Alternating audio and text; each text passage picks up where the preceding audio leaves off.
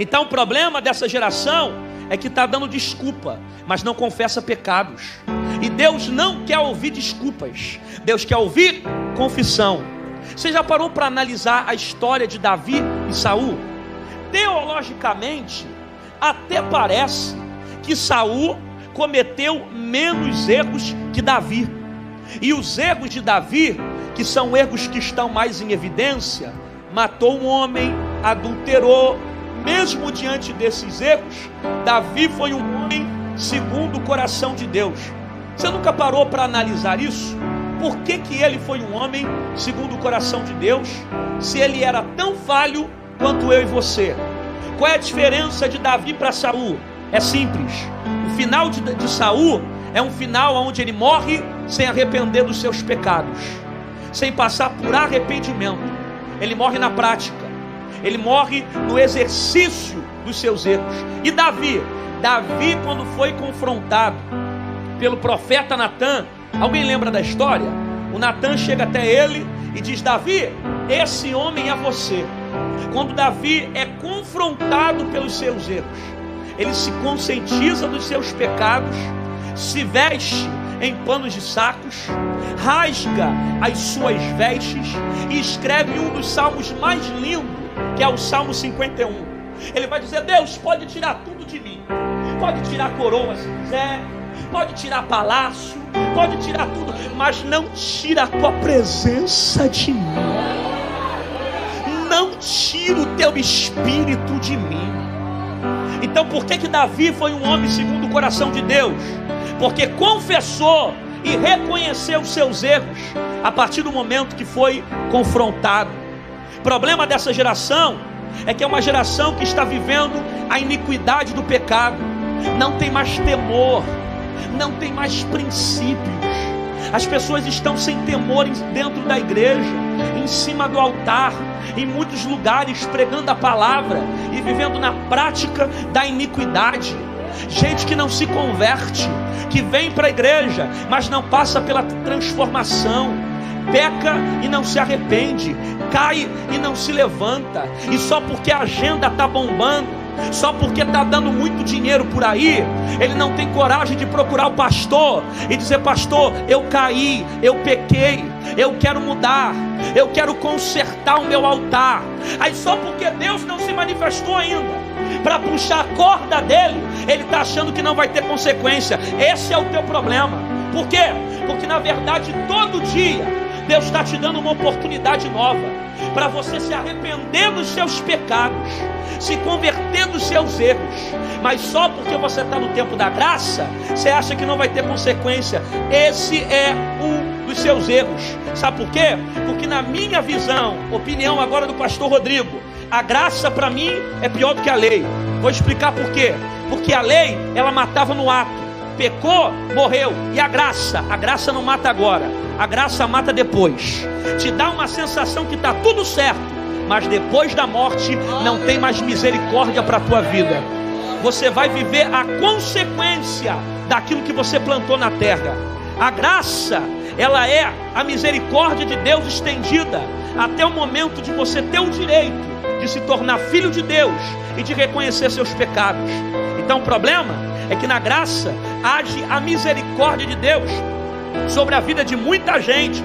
Então o camarada está na igreja, está na prática do pecado, mas não tem temor, não tem princípio, não muda, não se transforma, não tem uma mentalidade nova. Está tocando na igreja, mas em fornicação com jovens na igreja. Está pregando no altar, mas sai do altar para o motel. Está na igreja cantando, mas fica no adultério. Está em cima de um ministério, mas vive dentro da prática do pecado. Não se converte, não transforma, não muda a vida, e acha que Deus vai permitir as coisas continuarem da maneira que está. Ele está enganado. Por quê? Porque ele está se tornando uma pessoa insensível aqui dentro. Ele não tem mais temor a Deus, ele não sente mais a presença. Por quê? Porque o salário do pecado é a morte. A primeira morte que gera para quem vive na prática do pecado é morte espiritual. Então ele canta, prega, roda e profetiza na técnica, e não na graça, e não na unção, e não com a presença. Na verdade, Deus não está usando ele porque ele merece. Deus está usando ele por causa da graça. E graça significa favor imerecido. Eu disse que graça significa favor imerecido. Eu não mereço, mas Deus decide me usar. Então, na verdade, Deus está me usando aqui nessa noite, não só porque eu mereço, não é mérito meu. Deus está me usando porque alguém precisa ouvir essa palavra, porque alguém precisa receber. Então não é mérito meu, não é o que eu fiz, é o que Jesus já fez. Você pegou isso não? Vou repetir. Eu disse que não é aquilo que eu fiz, é o que Jesus já fez na cruz do Calvário. Portanto, na graça dá para pregar em pecado, na graça dá para cantar em pecado, na graça dá para tocar em pecado, na graça dá para até profetizar em pecado. Mas tem uma coisa, não dá para entrar no céu na prática do pecado. Uma geração que peca e não se arrepende, que não muda, que não passa pela transformação. Caiu, mas era para ter procurado o teu pastor, era para ter confessado os teus erros, era para ter falado das suas quedas. Não falou, não procurou. Aí qual é o problema de grande parte de pessoas que estão dentro da igreja? Não aqui, mas na minha igreja acontece muito. Qual é o problema dessas pessoas? É que elas não confessam tentação. E quem não confessa tentação, confessa pecado. O problema é que ela não confessa tentação. Não confessa, pastor, me ajuda, me segura na minha mão, eu estou fraco, eu estou desanimado. E quando vai até o pastor, a bomba explodiu. Não tem praticamente mais solução, é só viver a consequência daquilo que você plantou. Então o problema desta geração é que não confessa, esconde o pecado na terra, finge que ninguém está vendo, mas Deus está vendo. Aí eu pergunto, se não tem coragem de pecar na frente do teu pastor, então por que está pecando na frente de Deus? Vou repetir isso. Se não tem coragem de pecar na frente do teu pastor, então por que peca na frente de Deus? Quer subir? Quer ir para a glória? Quer ser arrebatado? Então viva dentro da tua casa, viva aqui dentro uma só palavra. Tenha uma vida em santidade com Deus, tenha uma vida compromissada com Deus. Aí Paulo vai dizer, não vos conformeis com este mundo. Paulo diz, não vos conformeis. A palavra conformar aqui, ela vem do latim, que significa não tome a forma. A palavra conformar significa ser moldado. Olha o que Paulo está dizendo, ó. Não tome a forma do mundo, não seja moldado pelo mundo, não viva na prática do mundo, não seja influenciado pelo mundo. E esse é um dos problemas da nossa geração. Por quê? Porque a nossa geração deixa o mundo entrar na igreja, mas não deixa a igreja entrar no mundo. É uma geração que é influenciado pela malignidade, mas não consegue libertar as pessoas que estão lá fora pela palavra. Spurgeon tem uma frase que eu acho fantástica. Ele diz o seguinte, ele fala que a igreja, ela tem pouca influência no mundo, porque o mundo tem muita influência na igreja. E Spurgeon diz que a igreja tem pouca influência no mundo, porque o mundo tem muita influência na igreja. O problema é que a gente quer pregar para eles, mas a gente não consegue ser exemplo para eles. A gente quer trazer para a igreja, mas a gente não tem testemunho para eles. E para o mundo não vale aquilo que você fala, só vale aquilo que você vive. Meu Deus do céu. No mundo não vale apenas aquilo que você prega, mas aquilo que você está vivendo lá fora.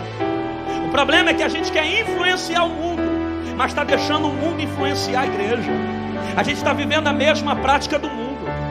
Existem muitos jovens, não aqui, mas em muitas outras igrejas, que estão vivendo a mesma prática, vivem a mesma coisa do mundo.